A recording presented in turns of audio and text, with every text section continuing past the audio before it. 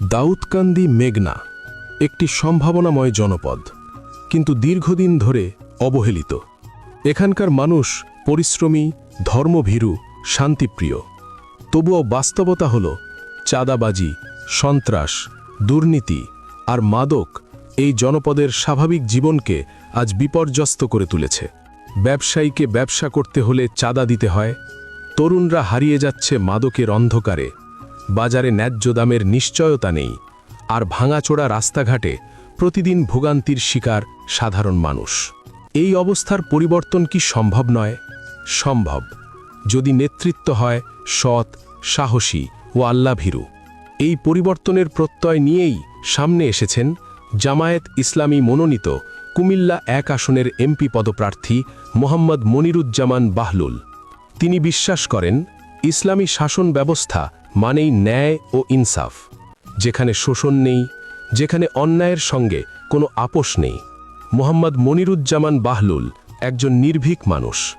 চাঁদাবাজি, সন্ত্রাস ও দুর্নীতির বিরুদ্ধে তিনি সবসময় বলিষ্ঠ কণ্ঠস্বর। তিনি স্পষ্ট করে বলেছেন, দাউদকান্দি মেঘনায় চাঁদাবাজির কোনো জায়গা থাকবে না। আজকের আরেকটি ভয়াবহ সংকট মাদক।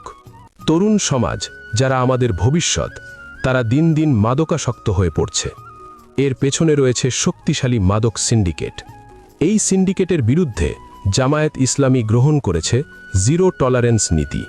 নির্বাচিত হলে মাদক কারবারিদের বিরুদ্ধে কঠোর ব্যবস্থা নেওয়া হবে। তরুণদের খেলাধুলা ও সুস্থ বিনোদনে আগ্রহী করা হবে।